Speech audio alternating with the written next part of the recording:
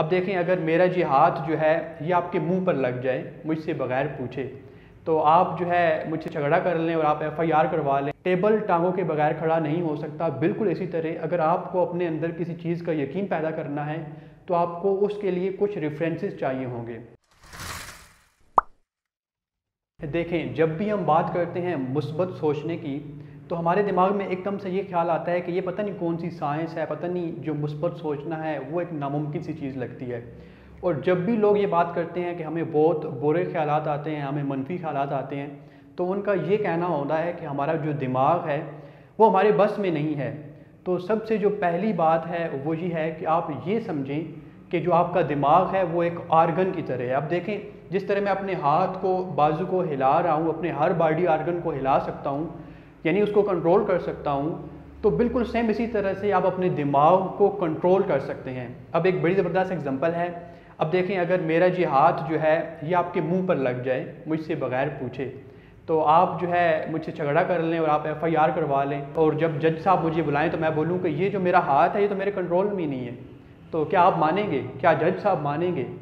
तो यही जो साइंस है ये अप्लाई होती है आपके दिमाग पे, कि आपका जो दिमाग है वो एक आर्गन की तरह है, यानी कि आप अपने दिमाग को कंट्रोल कर सकते हैं, और ये 100% सच है। फिर उसके बाद जब आपने अपने अंदर एक पॉजिटिव थिंकिंग डेवलप करनी है, तो आपको ये समझना चाहिए कि जब हम अपने अंदर कोई बिलीफ या कोई यकीन पैदा करना चाहते हैं तो हमें उसके लिए कुछ रेफरेंसेस की ज़रूरत होती है। अब ये जो एग्जांपल है इसको यूँ समझें कि हमारे पास एक अगर टेबल है, तो उस टेबल की जो टॉप है वो हमारे पास वो थिंकिंग है या वो यकीन है, और उस यकीन को पैदा करने के लिए हमें रेफरेंसेस चाहिए, यानी कि एक टेबल की टांगें चाहिए। अब देखें, जो टेबल है क्या वो टांगों के बगैर खड़ा हो सकता है? टेबल टांगों के बगैर खड़ा नहीं हो सकता। बिल्कुल इसी तरह अगर आपको अपने अंदर किसी चीज़ का यकीन पैदा करना है तो आपको उसके लिए कुछ रेफरेंसेस चाहिए होंगे। तो पॉजिटिव थिंकिंग के लिए जो सबसे बेस्ट रेफरेंसेस हैं वो हैं ग्रेटिट्यूड, यानी कि आप शुक्र अदा करना शुरू करें। आप देखें कि आपको अल्लाह ने सेहत दी है, आपको ज़िंदगी दी है, आपको इंसान बनाया, यानी कि ढेरों ऐसी चीज़ें मिल जाती हैं जिनको हम as a positive references use करके अपने अंदर एक पॉजिटिव थिंकिंग डेवलप कर सकते हैं। और फिर जो हमारे पास पॉजिटिव थिंकिंग है इसमें एक बहुत बड़ा रोल है सबकॉन्शियस माइंड का, यानी कि हमारे गैर शऊरी दिमाग का।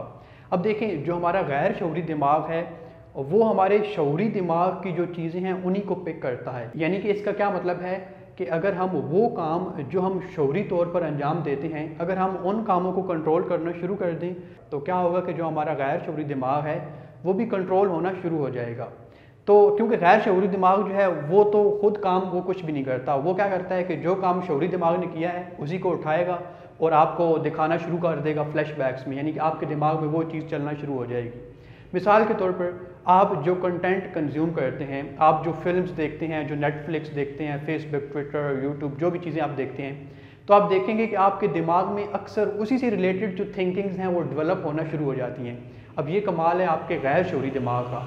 तो इसको कंट्रोल कैसे किया जाए? इसको कंट्रोल करने का सबसे आसान नुस्खा ये है कि आप जो अपनी कॉन्शियस एक्टिविटीज़ हैं, जो आप कंटेंट कंज्यूम कर रहे हैं उसको बदलें। आप पॉजिटिव कंटेंट देखना शुरू करें, लर्निंग करें, कुछ अच्छी चीज़ें देखें, तो आप देखेंगे कि टाइम के साथ साथ जो आपका गैर शऊरी दिमाग है वो अच्छी चीज़ों को पिक करना शुरू कर देगा। फिर आप अपनी कंपनी को बदलें, यानी आप जिन लोगों के साथ उठते बैठते हैं, कहते हैं ना कि जो इंसान है वो 5 लोगों का एवरेज होता है, वो 5 लोग जिनके साथ वो अपना सबसे ज़्यादा वक्त गुजारता है। तो देखें, अगर आप नेगेटिव लोगों में बैठेंगे, अगर आप ऐसे लोगों में बैठेंगे जो हर वक्त दूसरों की बातें करते रहते हैं, नाकामियों के बारे में सोचते हैं, दूसरे लोगों के जो गलतियां हैं उनको पॉइंट आउट करते रहते हैं, तो आप भी ऐसे ही बन जाएंगे। तो अपनी सोबत को बदलें।